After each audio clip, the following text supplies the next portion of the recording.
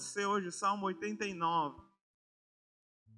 E a primeira coisa que eu quero te dizer antes mesmo de ler é: se Deus está procurando, é porque você é de grande importância e de grande valor para Ele. Ser amado por Deus. Se a gente só procura aquilo que tem valor e a gente se alegra quando a gente encontra, imagina Deus quando nos encontra na posição de servos, na posição de filhos.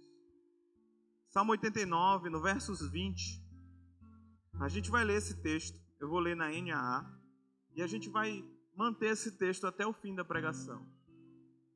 A mensagem diz o seguinte, a Bíblia fala o seguinte: encontrei Davi, meu servo, com meu santo óleo ungi. A minha mão estará sempre com ele, o meu braço o fortalecerá. O inimigo jamais o surpreenderá, nem será ele humilhado pelo filho da perversidade. Esmagarei diante dele os seus adversários e destruirei aqueles que o odeiam. A minha fidelidade e a minha bondade o acompanharão, e meu nome crescerá o seu poder. Porei a sua mão sobre o mar e a sua direita sobre os rios. Ele me invocará dizendo: tu és o meu Pai, meu Deus e a rocha da minha salvação. Por isso farei dele o meu primogênito, o mais elevado entre os reis da terra. Conservarei para sempre a minha bondade para com ele, e lhe confirmarei a minha aliança. Farei durar para sempre a sua descendência, e o seu trono ficará firme enquanto o céu existir. Aleluia! Que salmo maravilhoso. Amém? Então o que acho interessante nesse texto é: encontrei Davi, achei Davi, o meu servo. Aqui é o próprio Deus. E a imagem que eu tenho é de alguém que achou uma coisa muito valiosa. Assim como essa mulher que acha a dracma que estava perdida na casa, ela se alegra com as suas amigas, faz uma festa porque encontrou aquilo que estava perdido. E isso é comparado a um homem também que se arrepende dos seus pecados porque ele é encontrado por Deus. E a Bíblia fala que há festa no céu, irmão. O que eu quero te dizer essa noite, irmão, é que Deus está procurando cada um de nós. Deus está nos procurando. Os olhos do Senhor estão passando sobre a terra para encontrar aqueles cujo coração é totalmente dele. Os olhos do Senhor, assim como aquela mulher que foi procurar as dracmas, assim como Deus no Gênesis que estava atrás de Adão, assim como a Sodoma e Gomorra, onde Deus procurou se havia algum justo naquela cidade. Assim como Jeremias, capítulo 5, verso 1. Deem uma volta pelas ruas de Jerusalém, olhem, investiguem, procurem nas suas praças, para ver se acham alguém, se há uma pessoa que pratica justiça ou busca a verdade. Se acharem, eu perdoarei a cidade. Assim como Ezequiel 22, no verso 30, procurei entre eles um homem que reconstruísse a muralha e se colocasse na brecha diante de mim a favor da terra, para que eu não destruísse, mas não encontrei ninguém. Deus está procurando homens. Amém? E eu quero te fazer essa pergunta: você quer ser encontrado por Deus hoje? Você quer realmente ser encontrado por Deus ou você quer continuar fugindo de Deus? Eu li alguns anos atrás um livro chamado Caçadores de Deus. Eu recomendo, esse livro é muito bom. Não lembro o nome do autor, mas Caçadores de Deus. Então, provavelmente não vai ter outro nome, outro livro igual esse, com o mesmo nome. E ele fala sobre uma história de um esconde-esconde com Deus. E ele fala que brincar de esconde-esconde com Deus é como um pai e uma criança, onde o pai se esconde atrás da cortina e deixa os pés do lado de fora. Irmão, assim é a nossa busca com Deus. Deus está escondido atrás das revelações e da cortina da sua palavra, mas Ele deixou os seus pés do lado de fora. Ele deixou os seus pés através do sacrifício de Jesus, que abriu o acesso para Ele. Em um momento em que, mesmo tateando no escuro, a gente não conseguia encontrar Deus, agora há uma revelação de um Deus que pode ser declarado, ser revelado sobre a minha vida e sobre a sua vida através do sacrifício de Jesus, o que rasgou o véu para que a gente pudesse conhecer a Deus. Então a gente pode dar o primeiro passo para buscar a Deus, mas também a gente pode saber que Deus está nos procurando. E hoje eu quero falar sobre ser achado por Deus. Quais são os sinais, as marcas na minha vida de ser achado por Deus? Se Deus está procurando alguém, quem Deus está procurando? Quando Jesus tem um encontro com aquela mulher samaritana, Jesus fala que chegou o tempo em que Deus procura os adoradores, os verdadeiros adoradores que o adoram em espírito e em verdade. Deus está procurando alguém que tem um coração sincero, irmão. Deus está procurando alguém que tem um coração totalmente dele. Deus está procurando alguém, irmão, que tem um coração disposto a ser encontrado por Deus. Eu não sei como é que você está vivendo sua vida hoje. Se você está correndo de Deus, se você está se escondendo de Deus, ou se você está vivendo sua vida como se ela fosse a coisa mais importante.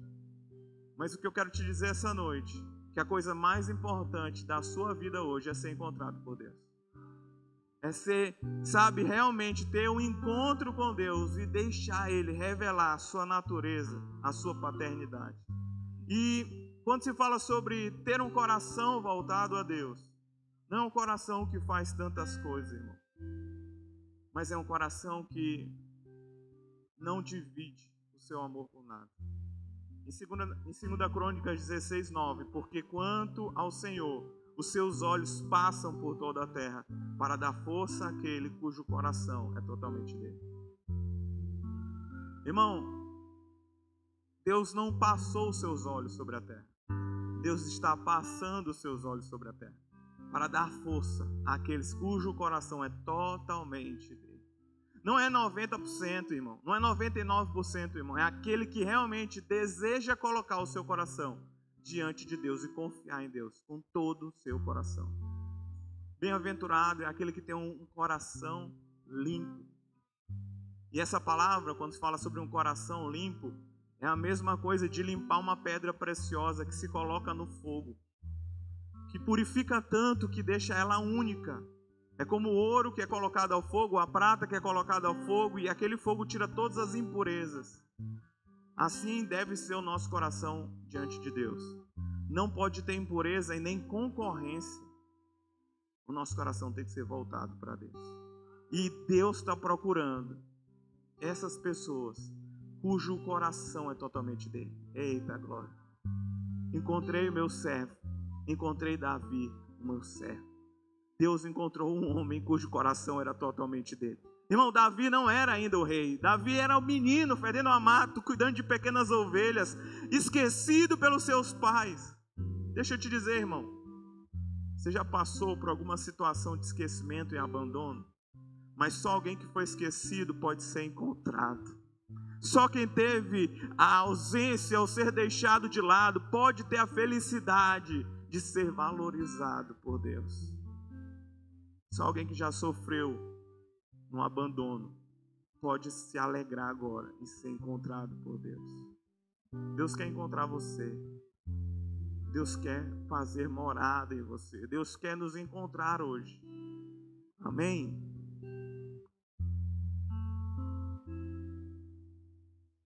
Aleluia.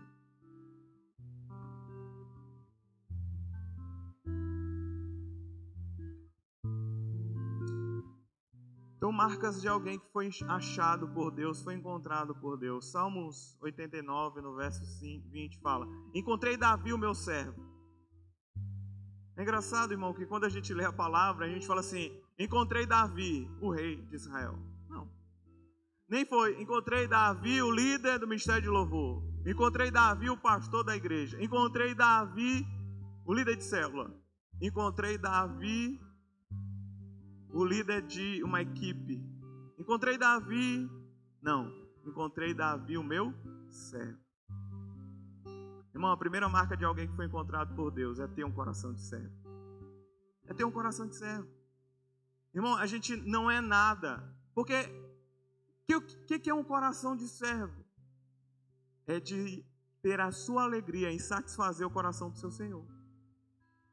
Não é sobre o meu nome, não é sobre a minha história, não é sobre aquilo que eu faço, não é sobre aquilo que é a respeito da minha pessoa, daquilo que eu posso fazer, mas é a respeito de Deus, é tudo a respeito dele.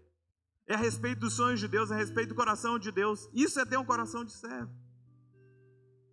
Eu estava lembrando, eu gosto de pensar, irmão, e eu sei que as minhas histórias são muito mega. E a Bíblia fala que nós somos luz do mundo. Amém? Se você está no escuro, irmão, presta atenção. Se você está no escuro e liga uma lanterna e aponta para alguém, essa pessoa que está olhando a luz, ela vai olhar só a luz. Amém? Ela vai reconhecer a outra pessoa que está jogando a luz? Não. Ela vai reconhecer a marca da lanterna que você está jogando a luz? Não. Ele vai reconhecer a pilha da lanterna que você está jogando a luz? Não. Por quê, irmão? Porque quando Deus fala que nós somos a luz do mundo, não é nada a respeito da luz que vem de nós, mas a respeito da luz que vem de Deus. Então não importa quem é a pessoa, não importa a marca, não importa nada. Por quê, irmão?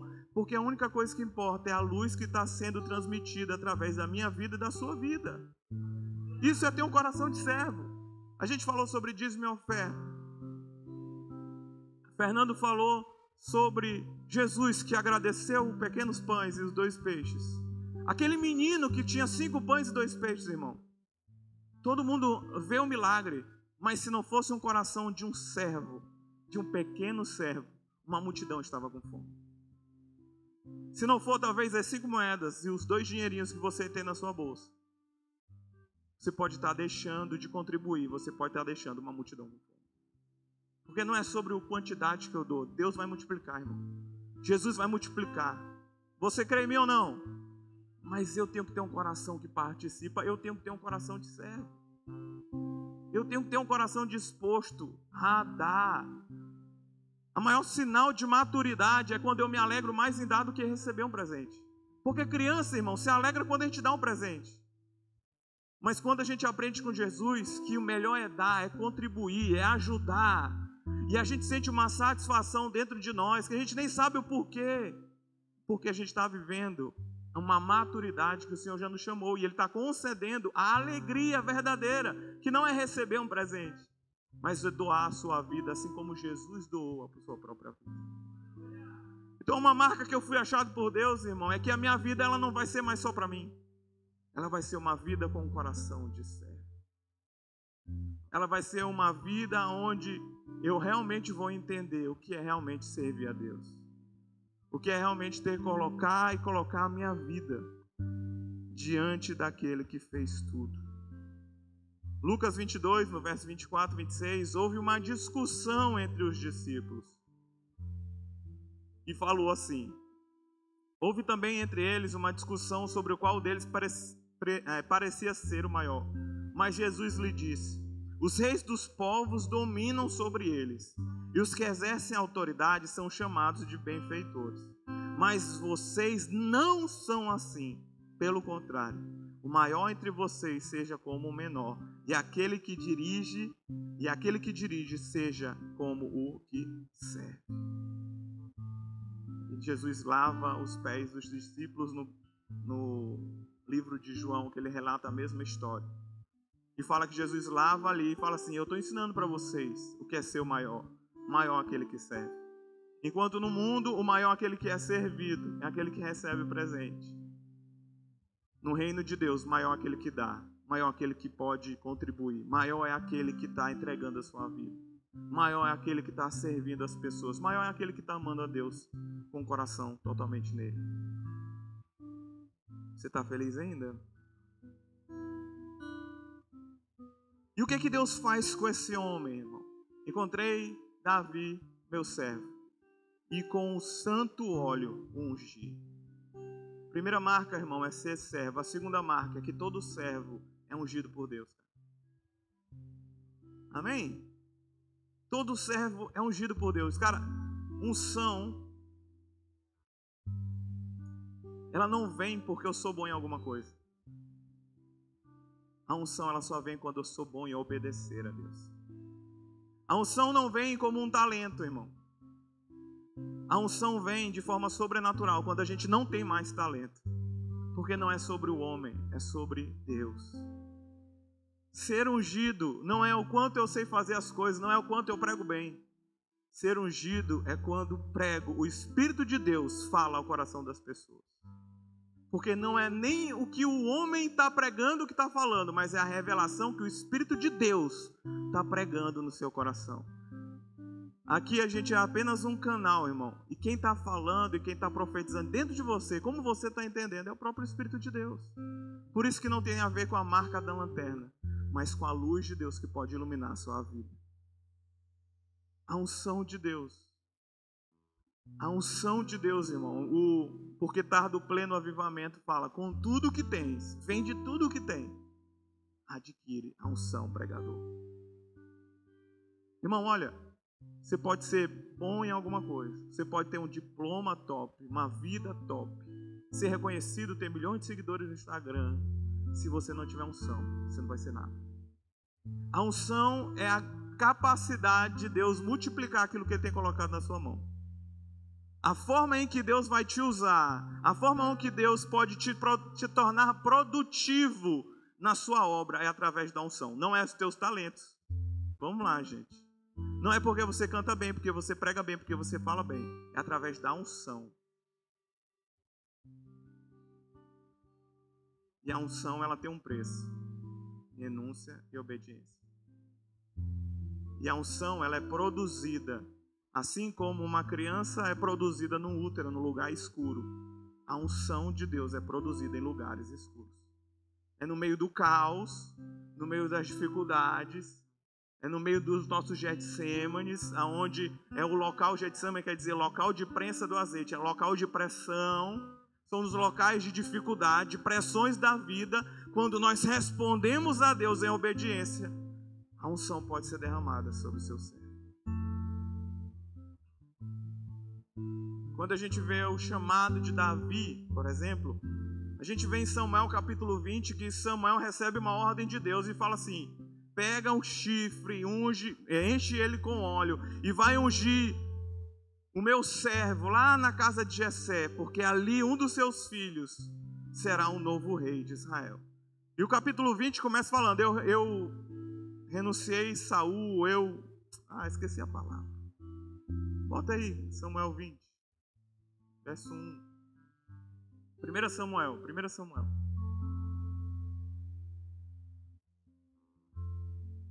Tomar uma água. Você está feliz ainda?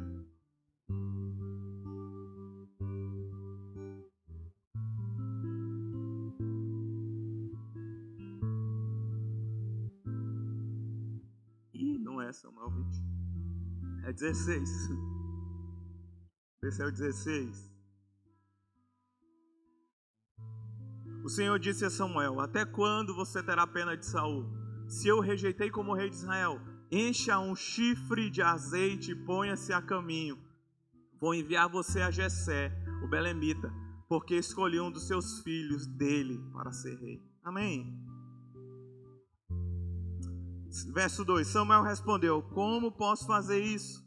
Saul ficará sabendo e me matará. Então o Senhor disse: leve um novilho e diga: vim para oferecer um sacrifício ao Senhor.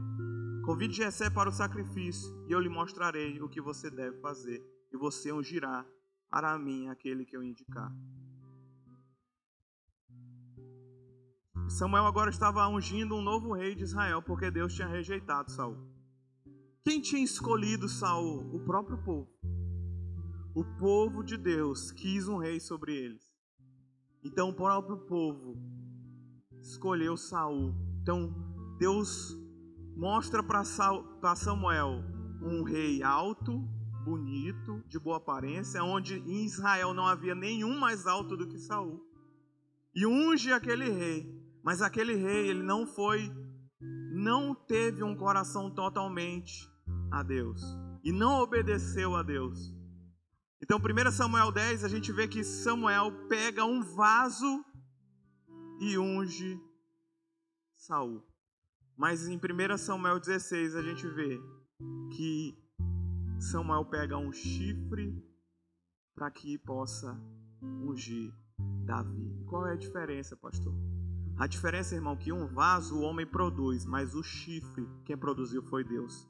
A diferença é que um vaso, sabe, você pode pegar um vaso, encher de óleo e derramar, mas um chifre você tem que sacrificar um animal. Porque diante da unção de Deus, você só recebe uma unção se houver um sacrifício. Só há unção de Deus, irmão, quando a gente realmente entende o sacrifício de Jesus e decide obedecer. Amém? Será que Deus pode nos ungir hoje? Eu tive um sonho uma vez. E nesse sonho Deus falava para mim: Zé Carlos, eu vou te colocar numa estufa. Só isso foi o sonho.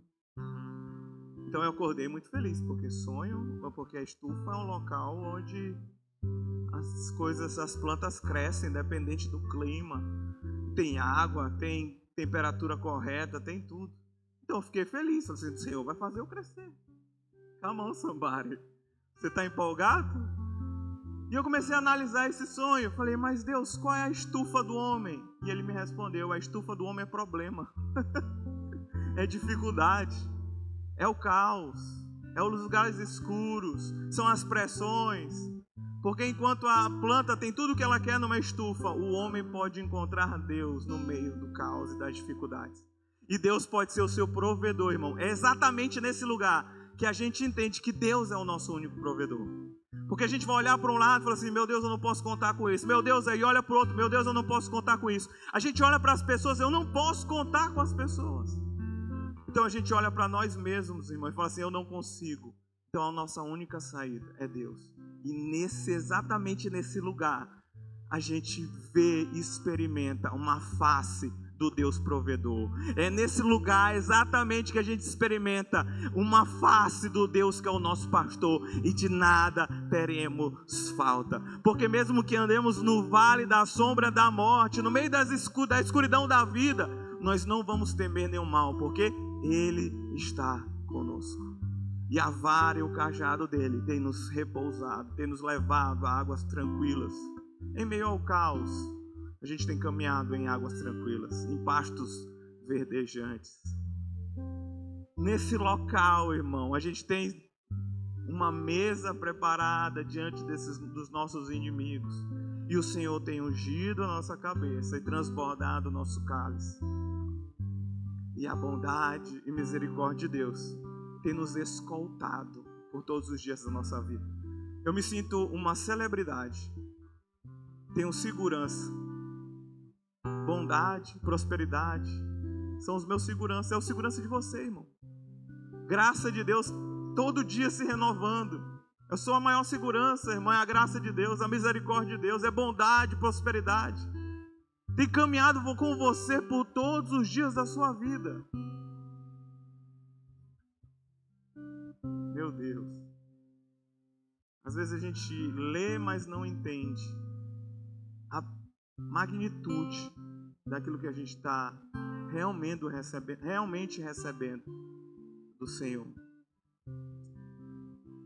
Amém? Então Ele nos unge. A terceira marca, irmão, a terceira marca fala sobre segurança. No verso 21 fala: a minha mão estará sempre com ele, o meu braço o fortalecerá. A mão de Deus e o braço de Deus é o que vai nos sustentar. Aonde você tem colocado a sua segurança, irmão? Aonde você tem realmente colocado sua segurança? Será que é na tua habilidade, é no teu salário, é naquilo que você está vivendo? Ou se realmente você tem colocado e entendido que a sua segurança vem de Deus? Uma marca daqueles que foram encontrados por Deus, irmão, é aqueles que sabem que a sua segurança vem das mãos e do braço de Deus.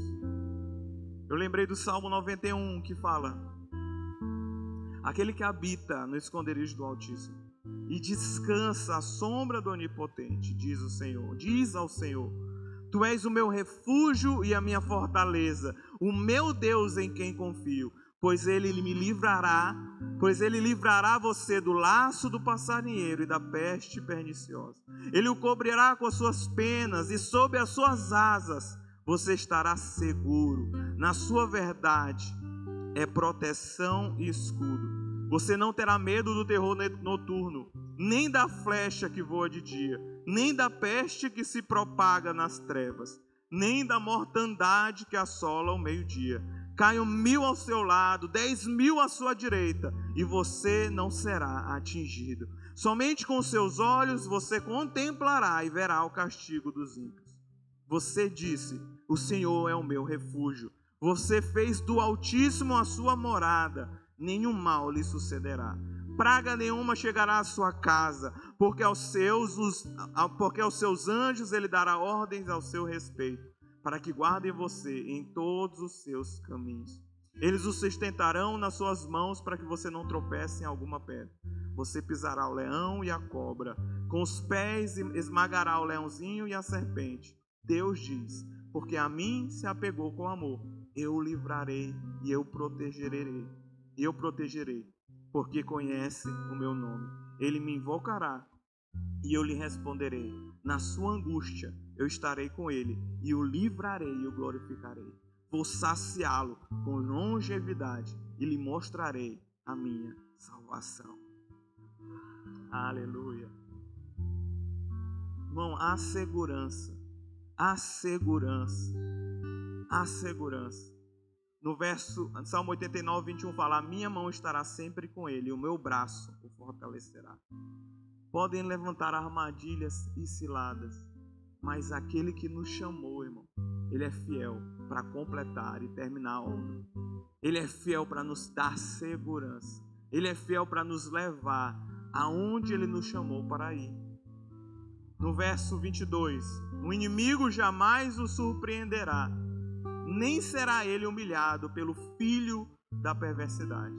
Aqui fala sobre não será oprimido e humilhado, abusado, enganado. Sabe por quê, irmão? Porque Deus dá discernimento. Deus dá discernimento. Uma das coisas de maior prioridade na nossa vida é pedir discernimento para Deus. Discernimento das situações, discernimento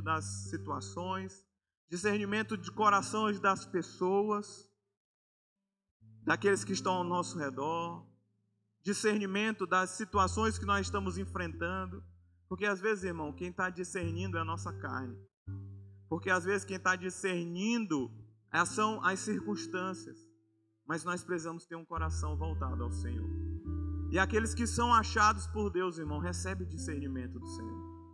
Recebe um coração que tem discernimento. Recebe uma mente do Senhor que tem discernimento sobre as situações. E fala que esse discernimento não vai nos deixar ser humilhado, enganado, abusado. Porque Deus está cuidando de tudo. No Salmos 89, verso 23. Esmagarei diante dele os seus adversários e destruirei aqueles que o odeiam. É Deus que vai esmagar os nossos inimigos. Uma coisa que o Senhor falou comigo é: quem luta as nossas batalhas é o Senhor. A gente tem que entender uma coisa, irmão. A gente tem que aprender a descansar. Às vezes a gente está preocupado em guerrear, preocupado em buscar, preocupado em fazer. Mas enquanto a coisa mais santa que a gente poderia fazer era realmente descansar no Senhor. Salmo 127, 1 e 2 fala: se o Senhor não edificar a casa, em vão trabalham os que edificam. Se o Senhor não guardar a cidade, em vão vigia a sentinela. Será inútil levantar de madrugada, dormir tarde, comer o pão que conseguiram com tanto esforço. Aos seus amados ele dá enquanto dorme. Não estou chamando você para ser preguiçoso. Eu não estou chamando você para não fazer nada diante das situações que se levantam. Eu estou chamando você para entender que existem alguns momentos que você está atrapalhando aquilo que Deus queria fazer. E existem alguns momentos em que a melhor coisa que você pode fazer, a coisa mais santa que você pode fazer, é dormir e descansar no Senhor. Nessas horas você tem que dar um glória a Deus, irmão. Sabe uma coisa que eu fiquei pensando? Nada que é essencial para enquanto a gente está dormindo. As suas células estão multiplicando, você está respirando, Você está fazendo músculo. Amém? As tuas células estão se rejuvenescendo, o seu cérebro está descansando. Não tem nada de essencial, não é não, doutora? Enquanto nós dormimos, se você está bem alimentado, está hidratado, enquanto você dorme, o seu corpo está se renovando. Enquanto você dorme, no outro dia, você pode experimentar o que Deus criou durante toda a madrugada para você. Enquanto você dorme e descansa no Senhor, você pode acordar com as suas misericórdias e a graça de Deus sendo renovada sobre a sua vida. Enquanto você dorme, as galáxias não param, elas continuam se movendo. Enquanto você dorme, você sabia que a Terra ainda está girando? Você sabia que as situações ainda estão cooperando para o teu bem enquanto você descansa no Senhor? Então não fica desesperado. As coisas essenciais estão acontecendo quando a gente está descansando no Senhor. Só que eu sei, irmão, que a gente é agoniado, maranhense principalmente. É agoniado. Mas uma coisa que eu tenho entendido, irmão, é que quando Deus criou todas as coisas no sexto dia, Ele criou o homem. Então o homem foi criado e Deus falou, agora você vai dar nome aos animais, você vai entrar, tudo isso aqui é seu. Virou o sétimo dia, o homem desperta com toda a força para fazer tudo e Deus fala, hoje é o sétimo dia, é um dia santo, pode descansar. O que Deus está nos ensinando, irmão? É descansar nele. O que Deus está nos ensinando é que a coisa mais importante do que você fazer algo é descansar nele. É ter um tempo com ele, é contemplar a ele. Eu vi uma frase, eu acho que eu postei, agora eu não vou lembrar de quem é, mas fala assim, enquanto você estiver muito apressado para fazer algo, pare e ore. Quando você estiver prestes a fazer alguma coisa apressadamente, faça uma pausa e ore. Charles Spurgeon. Quantas vezes, irmão, a gente não é consumido pelas dificuldades, a gente não é consumido pelos problemas, a gente não é consumido pelos gigantes, mas a gente é consumido pelo nosso próprio cansaço, porque a gente não entendeu os momentos de descansar no Senhor.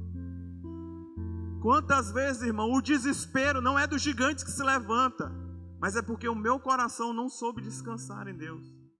Quantas vezes, irmão, o peso que nós sentimos não é por conta das ondas e nem do vento forte, mas é do desespero da gente em não saber que a gente poderia estar dormindo, assim como o nosso Pai está fazendo. Meu Deus! Quem luta as nossas batalhas é Deus. A gente vai se levantar, a gente vai fazer tudo que é humanamente possível, mas vai chegar um tempo, irmão, que eu e você, a gente não vai conseguir mais fazer nada. E é exatamente nesse momento que a gente vai ter que aprender a descansar em Deus. É nesses momentos de dificuldade, nesses momentos de caos, onde a gente sabe que o controle não é nosso. É nesses momentos de dificuldade que a gente entende que a gente não consegue fazer nada. Então a gente tem que aprender a descansar. Descansar. Uma palavra para você hoje: aprenda a descansar em Deus. Sabe qual é a coisa que você pode, a coisa mais preciosa que você pode dar para alguém? É você saudável. É você com energia. E às vezes, irmão, a gente não está dando o melhor para nossa esposa, a gente não está dando o melhor para os nossos filhos, a gente não está dando o melhor para os nossos discípulos, a gente não está dando o melhor para a nossa família, porque a gente está preocupado demais com as coisas e esquecemos de descansar nos pés do Senhor.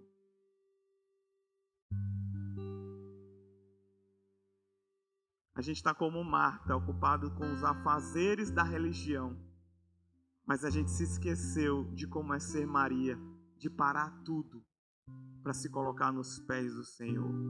E deixa eu te dizer, as pessoas que entendem e buscam esse local, o próprio Jesus fala, desse lugar ela não vai ser tirada. Ela entendeu o que é melhor e desse lugar ela não vai ser tirada. As situações não vão te roubar quando você entender que o melhor lugar não é pensando em como resolver, mas em se intocando na presença de Deus. É buscando o refúgio na presença, entendendo que é o descanso de Jesus. No verso 24 fala: a minha fidelidade e a minha bondade o acompanharão. No verso 24 e 25, a minha fidelidade e a minha bondade o acompanharão, e o meu nome crescerá o seu poder. Porei a mão sobre o mar e a sua direita sobre os rios. Irmãos, aqueles que têm a marca daqueles que foram encontrados por Deus, achados por Deus, eles recebem autoridade. Autoridade. A direita sobre os mares e sobre os rios. Fala sobre extensão de fronteiras.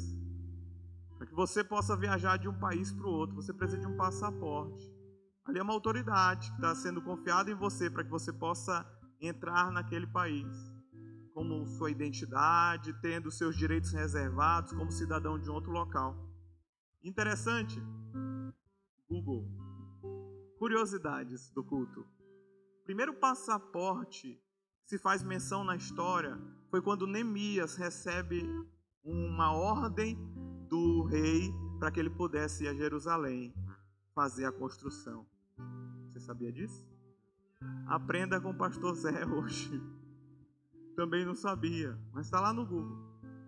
Se você botar só o primeiro passaporte, vai parecer que foi em 430 depois de Cristo. Mas se você botar o primeiro passaporte de Neemias, você vai ver que em 450 antes de Cristo já havia um homem que tinha pedido uma liberação do rei para passar por terras estrangeiras e ter autoridade para exercer influência sobre um outro local. O que eu quero te dizer hoje, irmão, é que diante da sua vida há uma autoridade de Deus sendo liberada através da sua fé. Hebreus capítulo 11, no verso 1, fala que a fé é a certeza. A fé, bota aí, Hebreus 11, a fé é a certeza das coisas que se esperam e a convicção de fatos que não se veem. Cara, essa palavra chamada certeza, no grego, é a mesma palavra utilizada para título de propriedade. O que isso quer dizer, pastor?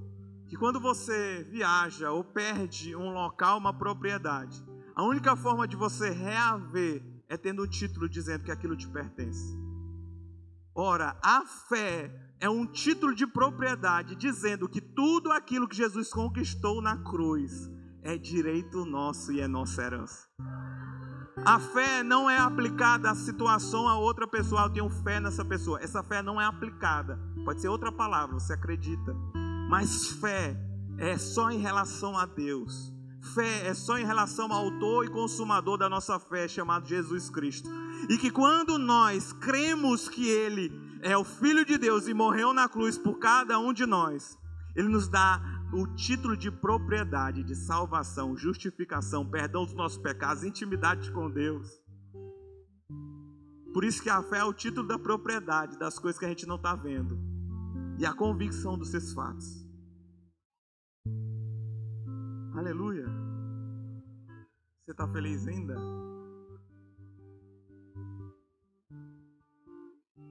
No 26, ele me invocará dizendo: Tu és o meu Pai, meu Deus, e a rocha da minha salvação. Num livro de Salmos que a gente comprou agora, igual a pastora Vânia, como é o nome? É da Passion, é? Salmos. Fala que o primeiro homem a chamar Deus de Pai foi Davi. O primeiro homem que chamou Deus de Pai foi Davi. Ainda diante de uma antiga aliança, Davi olhou para Deus e falou: Tu és o meu Pai. Tu és o meu Pai. Então, irmão, a paternidade de Deus para aqueles que são achados por Ele. No verso 27 fala: Por isso farei dele o meu primogênito, o mais elevado entre os reis da terra. Irmão, o primogênito, quando se fala na Bíblia, fala sobre porção dobrada. Todo homem que era o primeiro a nascer entre os seus irmãos recebia uma porção dobrada da herança do seu pai. Agora, essa porção dobrada não era só para que ele pudesse ser mais próspero, mas é porque ele pudesse ter para ele e para que pudesse ter para todos os seus irmãos.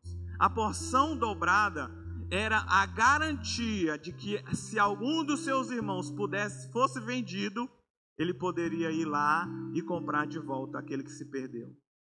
Por isso que quando a gente vê o filho pródigo, a parábola do filho pródigo, a atitude do irmão em não comprar o seu irmão, a gente vê a sua revolta. Por que tu está dando todas as coisas para ele? Então o pai o interroga, mas ele estava perdido e agora ele voltou, está vivo.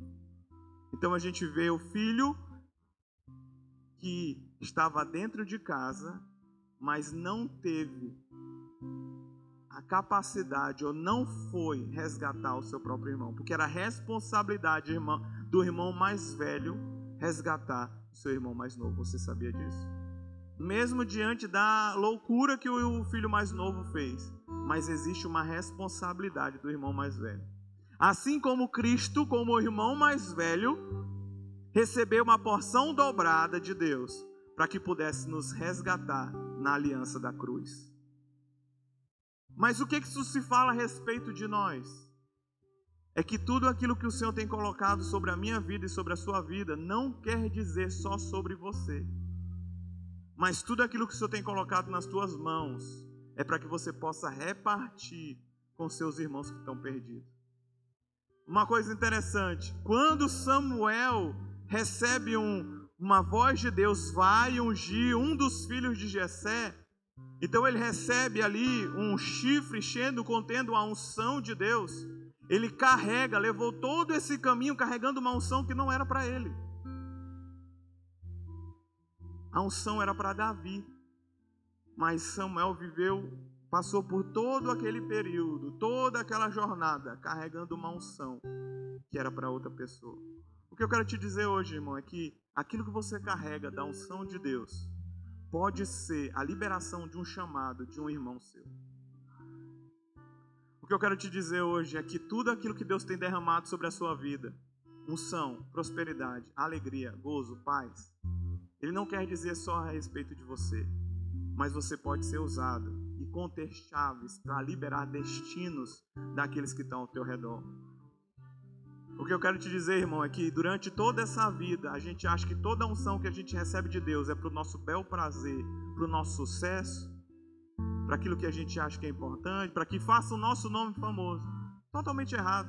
Tudo aquilo que a gente recebe nessa vida como porção dobrada é para que a gente possa servir as pessoas, assim como Jesus serviu a humanidade. Filipenses capítulo 2. Se puder abrir.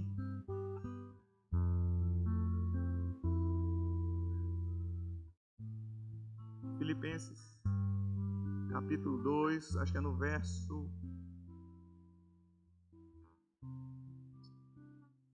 Pode passar. Acho que é 4. Não. Aí. Tenham entre vocês o mesmo modo de pensar de Jesus Cristo, que, mesmo existindo na forma de Deus, não considerou ser igual a Deus algo que deveria ser retido a qualquer custo. Pelo contrário, ele se esvaziou, assumindo a forma de servo, tornando-se semelhante aos seres humanos e reconhecido em figura humana. Ele se humilhou, tornando-se obediente até a morte e morte de cruz. E por isso também Deus o exaltou sobremaneira. Ele deu o nome que está acima de todo nome, para que ao nome de Jesus se dobre todo o joelho, nos céus, na terra e debaixo da terra, e que toda a língua confesse que Jesus Cristo é Senhor, para a glória de Deus Pai. Irmão, nós somos achados por Deus. Temos um coração transplantado como um coração de servo. Nós somos ungidos.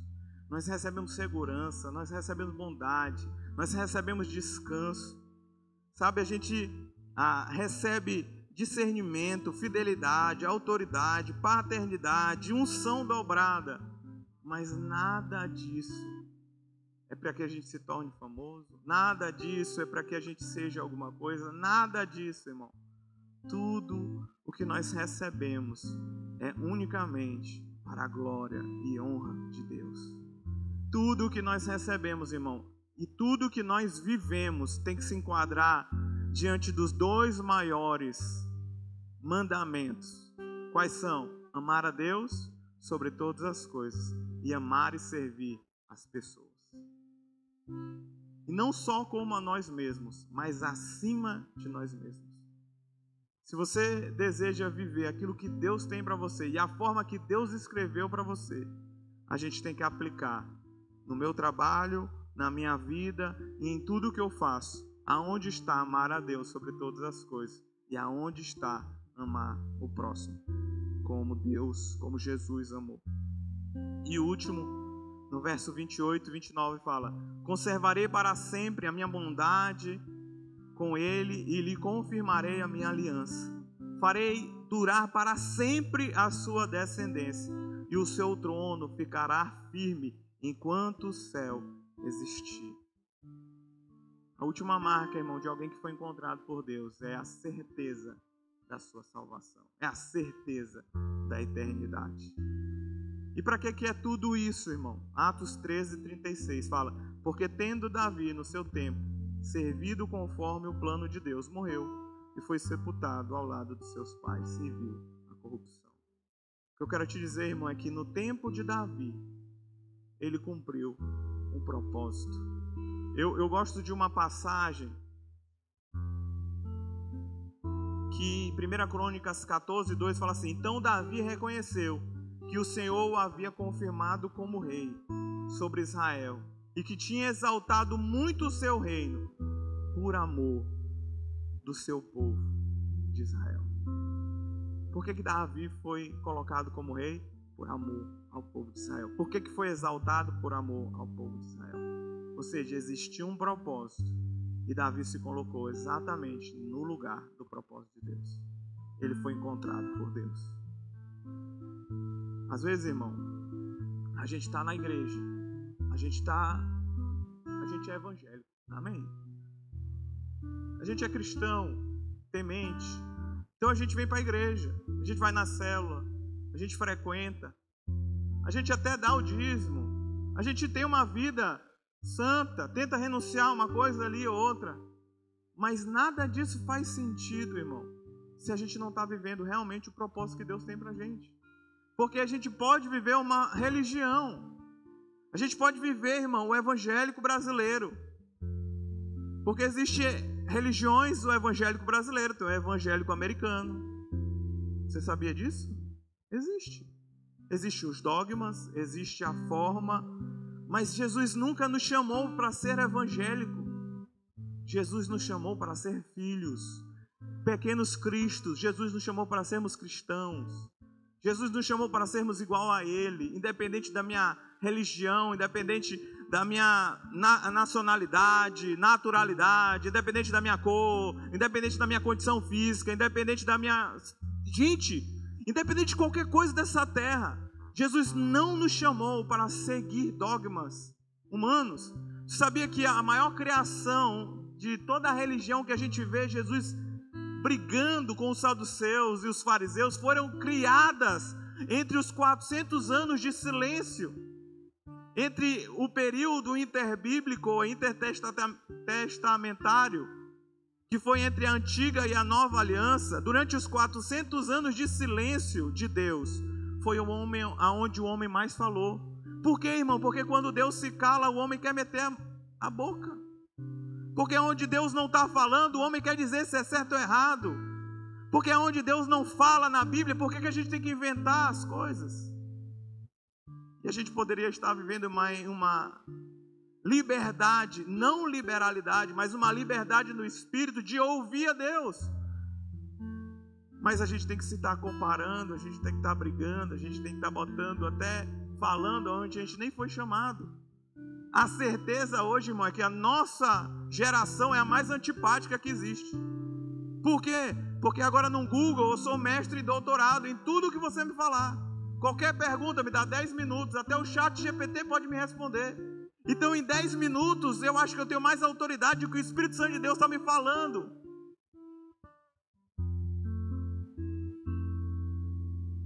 Você está feliz ainda?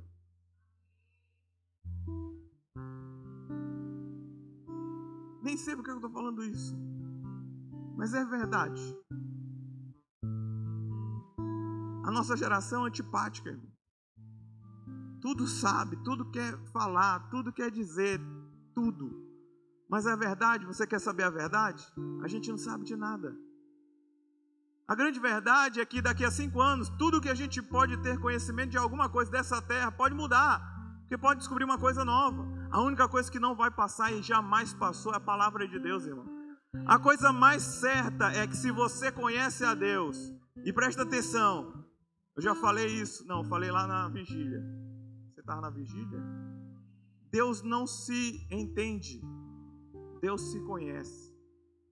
Qual é a diferença, pastor? É que mesmo você conhecendo, você às vezes não vai entender. Mas à medida que você conhece, você vai tendo experiência com Deus, que não é palavra morta, mas é um Deus que está vivo e se mexe e se move. E a partir das tuas experiências, porque vinde provar que Deus é bom, não é só ler a respeito de Deus, mas é provar Deus, é viver Deus, é ter e buscar incessantemente a presença de Deus. É como Jesus que fala aos seus discípulos: permanecer em Jerusalém até que sejais revestidos do alto. Até que, irmão, é ficar e permanecer até que Deus te dê uma nova. É que ficar e permanecer até que Deus te dê uma palavra nova, até que te dê uma direção nova.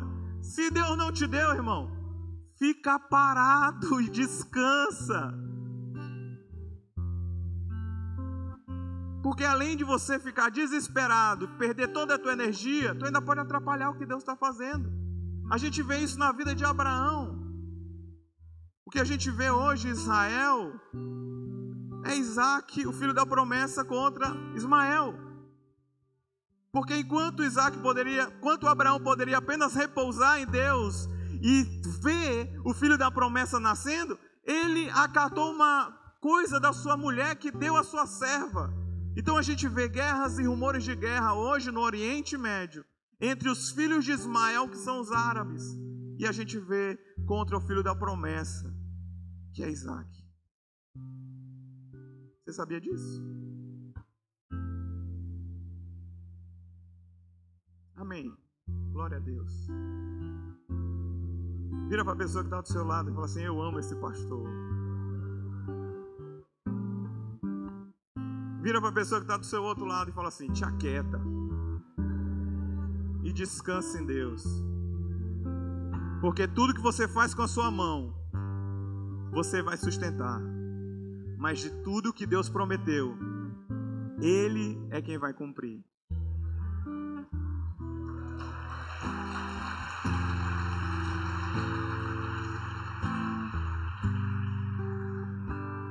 Amém? E talvez você está aqui dizendo: ah, pastor, acho que Deus não me encontrou ainda. E deixa eu te dizer, Deus te encontrou sim. Há 2000 anos atrás, em uma cruz, Ele te deu a possibilidade de se revelar para você. E talvez você que está se escondendo de Deus, mas hoje é o dia de ser achado por Ele. Não importa quanto tempo você tem nessa casa, não importa se você é pastor, não importa se você é líder de célula, você tem que ser encontrado por Deus todos os dias da sua vida. A grande verdade, irmão, é que a gente se apresenta para ser encontrado por Deus. Porque nem quando a gente diz que ama a Deus, essa possibilidade de amor a Deus foi porque Deus nos amou primeiro. Então quando a gente fala que a gente experimentou algo de Deus, ou encontrou Deus em alguma coisa, é porque Ele nos encontrou primeiro. Você pode ficar em pé, por favor?